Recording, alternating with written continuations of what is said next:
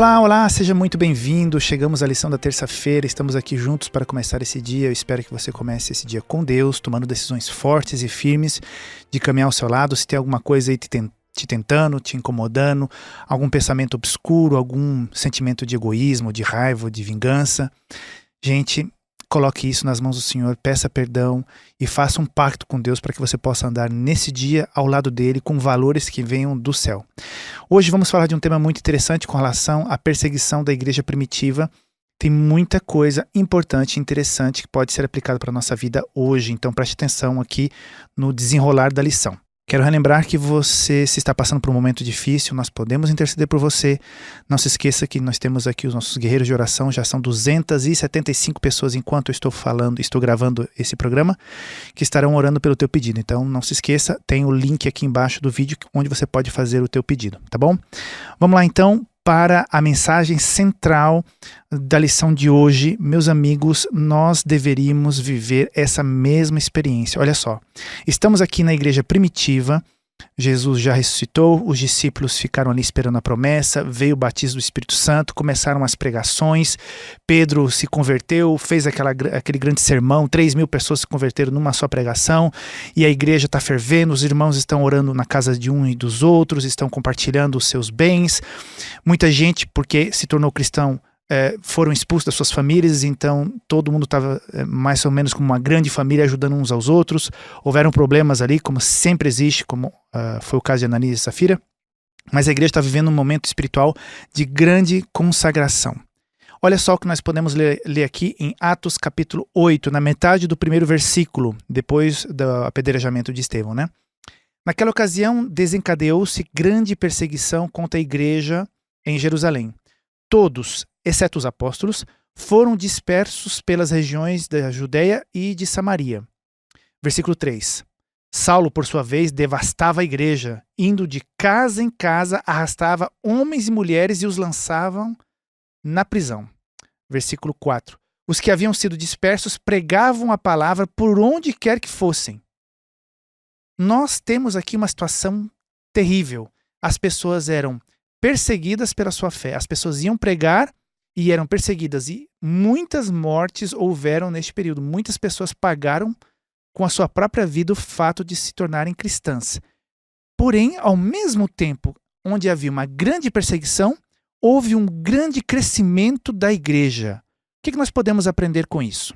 Primeira coisa, quais são os elementos que fizeram com que essa igreja pudesse crescer tanto? Primeiro elemento essencial, conversão genuína. Essa conversão foi exemplificada, foi testificada através do batismo do Espírito Santo sobre essas 120 pessoas que estavam nessa câmara alta esperando o Espírito Santo, esperando a promessa que Jesus havia feito. Ou seja, eles permaneceram em comunhão com Deus, confiando numa promessa divina, orando, se consagrando e de repente veio aquele batismo do Espírito Santo. E quando eles receberam o batismo do Espírito Santo, eles não saíram para uma colina, uma montanha, um monastério, um negócio meio longe para viver uma experiência filosófica, assim. Não, eles foram batizados com fogo para sair e para testemunhar. Onde eles iam, com quem eles fossem falar, eles ficaram sem medo, ficaram destemidos para fazer o seu testemunho. E foi o que aconteceu com Pedro e muitos outros que começaram a pregar. E isso desencadeou uma perseguição. Então, quanto mais eles pregavam, mais eles eram perseguidos, mais o que aconteceu? Eles não fugiam. Mais pessoas eram convertidas, mais pessoas passavam a pregar, mais perseguição havia, mais pessoas se convertiam, ou seja, virou uma espécie de bola de neve. E tipo, eu ouvi falar essa expressão, né? Igual massa de pão. Quanto você mais bate, mais cresce. Veja bem, eles receberam o poder do Espírito Santo e o que era uma desgraça foi se transformando em bênção. Quando nós temos em nossa vida, aqui eu falo para você, hein? Chega mais perto aqui, né? O pastor Luiz Gonçalves fala assim, né? Chega mais perto. Quando você não sofre nenhuma perseguição, quando você está bem confortávelzinho aí, no sofá, com o teu celular na mão, me escutando agora, que tá tudo bem, tá tudo confortável, tem um certo dinheiro na conta, tem um trabalho mais ou menos certo, ou uma renda fixa certa, os filhos talvez já estejam bem encaminhados, tal. Você, casado, solteiro, não sei. Mas você está bem. Você tem boas condições financeiras. Cuidado. O conforto é um grande inimigo do crescimento e da comunhão pessoal das pessoas. Nós podemos ser perseguidos, e Satanás tem perseguido muitas pessoas, mas Satanás também percebeu, como também em muitos outros momentos da história, de repente não é a perseguição que vai fazer com que os seus adversários sejam destruídos, mas é a intrusão na vida dessas pessoas, delicadamente, sorrateiramente, fazendo que as pessoas parem de viver com amor, com paixão, com convicção e simplesmente vivam algo com formalidade, com conforto, e as pessoas perdem aquele fogo, aquela força, aquela energia de testemunhar, de ser fiel. Então, nesse caso, a gente pode perceber que a perseguição da igreja foi uma bênção. Deus transformou limão em limonada.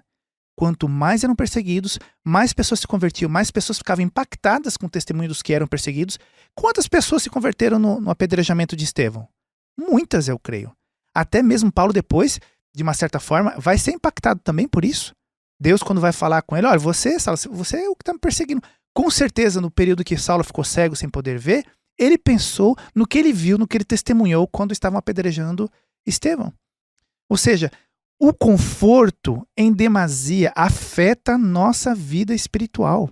Então, de repente, você está passando agora por um momento duro de crise, de perseguição, né, por alguém, ou uma situação financeira, uma situação familiar, um problema de saúde.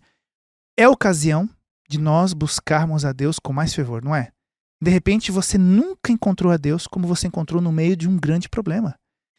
Pela graça de Deus, esse problema pouco a pouco vai se resolvendo, mas se você manter essa experiência com Deus, você vai ter ganhado muito mais do que perdido nessa experiência negativa pela qual você passou, porque você vai ter ganhado um relacionamento especial, uma confiança especial com Deus. Mesmo que se passem anos, você sempre vai se recordar, olha só, no passado, quando aconteceu isso, olha só que experiência eu vivi com Deus e olha só como Ele me ajudou. Então, Ele vai fazer a mesma coisa no futuro. Eu lembro aquela história, você já deve ter ouvido, né, do irmão que foi pedir pro pastor, olha, pastor, eu preciso ver uma experiência com Deus, estou sentindo falta, me sentindo vazio e tal.